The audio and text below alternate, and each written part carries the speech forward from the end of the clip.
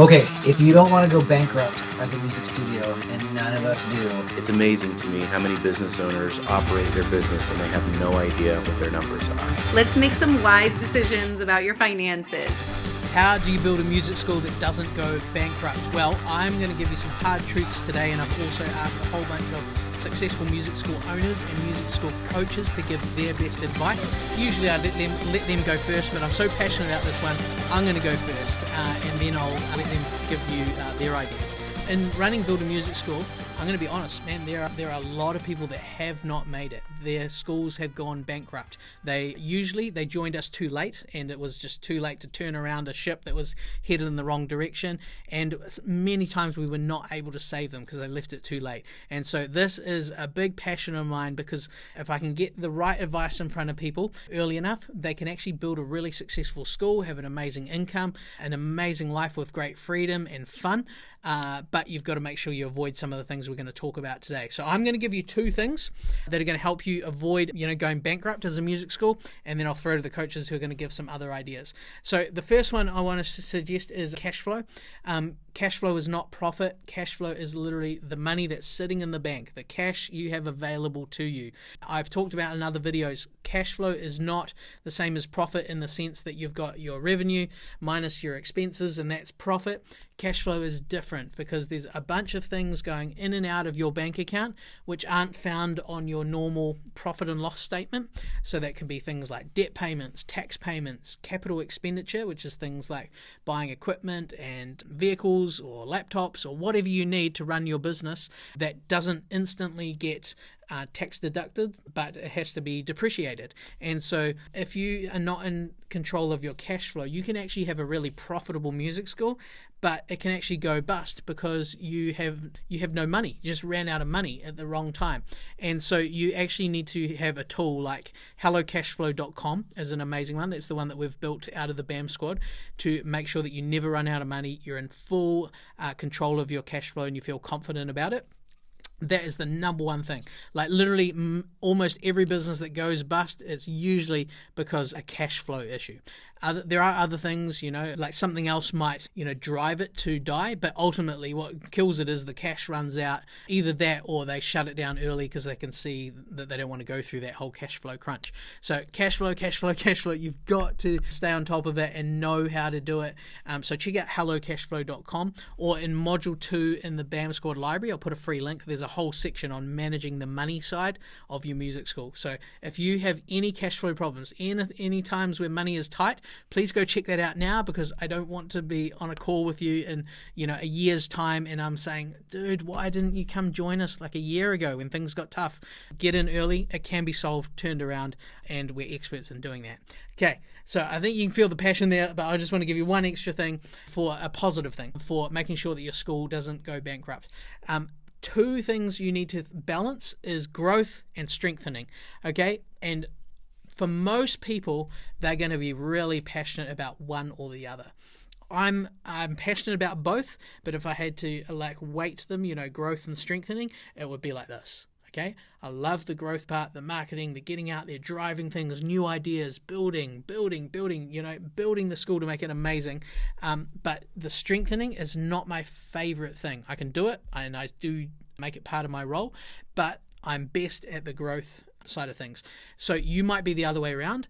And so if you're the other way around, you need the Johnny Wilson. You need the person that's out the front pushing it, doing sales, marketing, creative stuff, social media, ads, hiring people, and just growing the thing.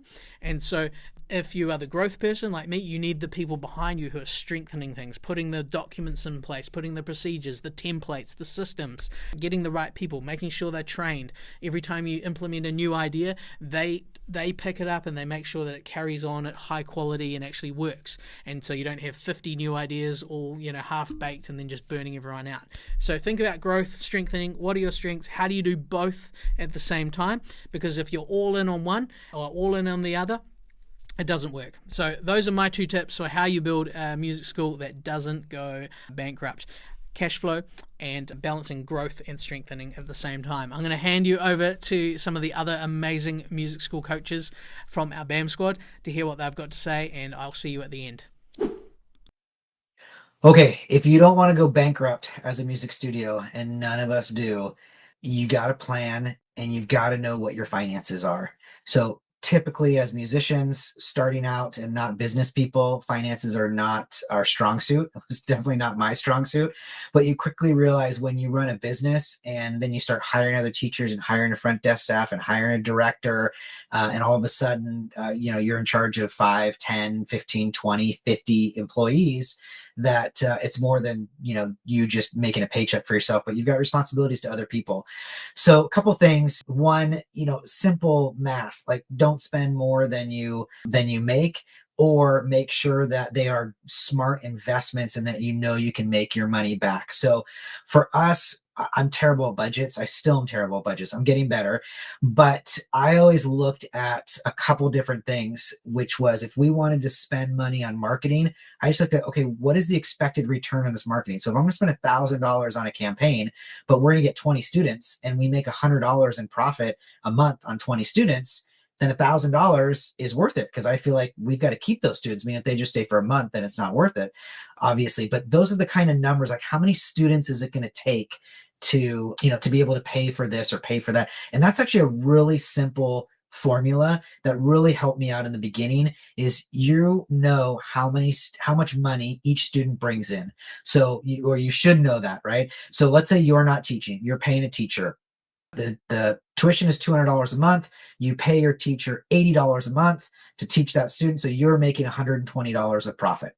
Okay, simple. So how many students do I need to pay $1,200 in rent? Okay, I need 10 students. Okay, 10 students is going to cover my rent.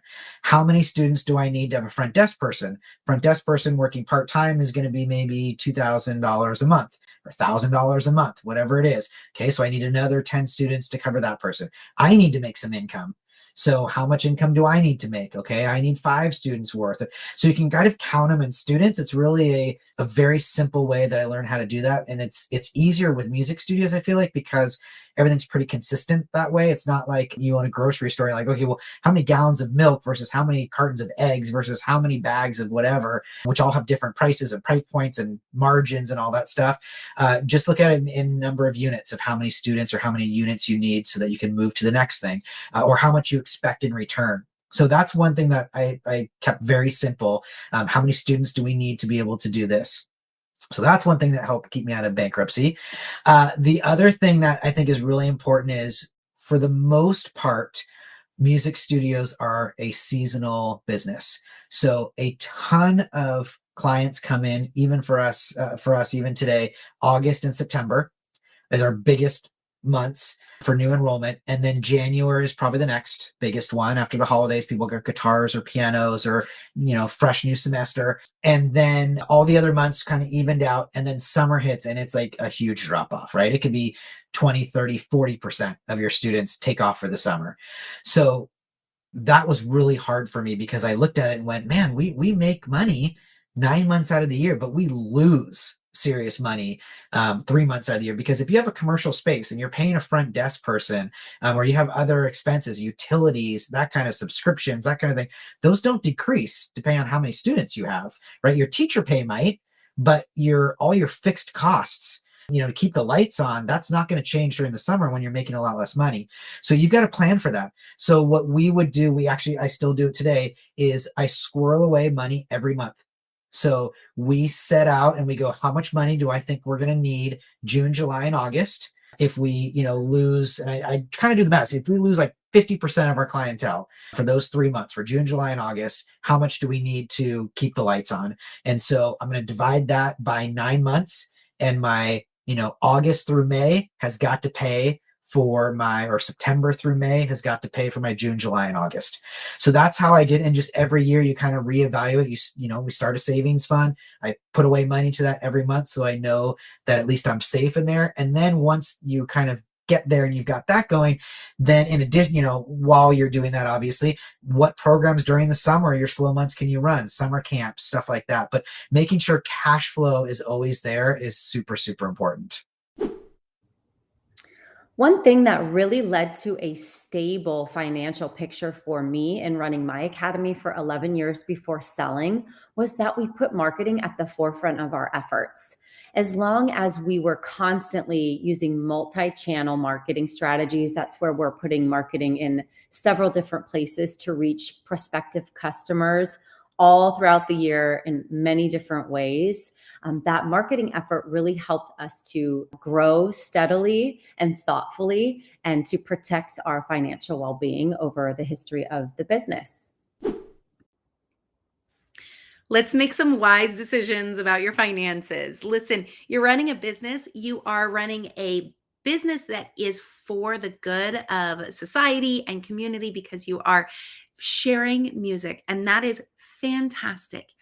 And at the end of the day, what you do is so valuable. And you need to make sure that you are helping others recognize how valuable it is to have music in their lives and to be able to do these skills, these really high level skills of being fantastic musicians.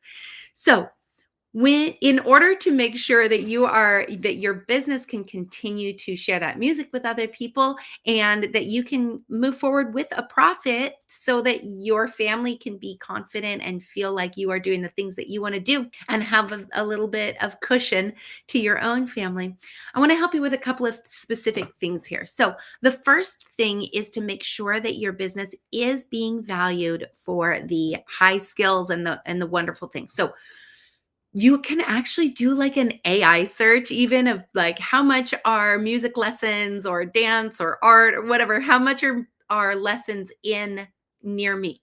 And it used to be that you'd get a whole list of things to Google search on your own, but now just let AI do it. And so you can do that and make sure that you are priced accordingly. It is an okay thing to, as long as you know that you are in fact bringing value and it is valid, you can price yourself on some of those higher ends. Be wise that you're going to be able to stack the value for them, but stack it without being a detriment to your own business. Okay. The next thing is take your profit first. There is a whole book and a whole thought process through that of taking what you need, what is going to be of value to you and your family or your lifestyle first, so that you can then make business decisions on, even if you take a very small percentage, a 1%, a 5%, but you know that there is something for you at the end of the day or at the end of 2 or 3 months.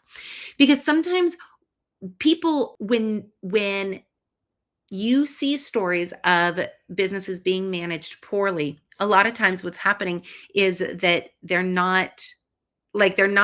don't have a maintainable, a sustainable lifestyle. And oftentimes that's because literally everything is going to the business. And so they're unable to keep their personal side. This is not every story, but this happens a lot, especially going from a solo entrepreneur like yourself.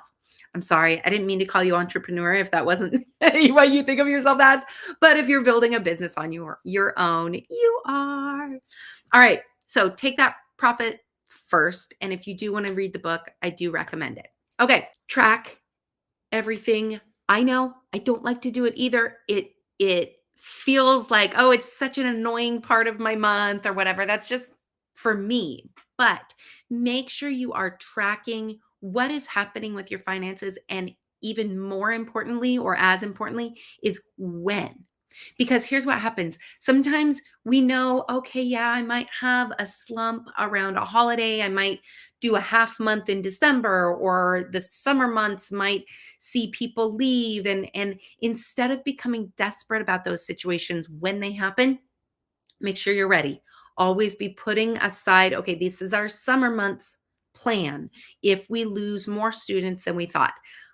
Obviously, there's a lot of marketing that can go into it to gain summer students also. But, and then I want you to make sure that as you're thinking about potential risks, like maybe you are thinking about opening a space outside of your home or growing to the next phase, make sure those are calculated.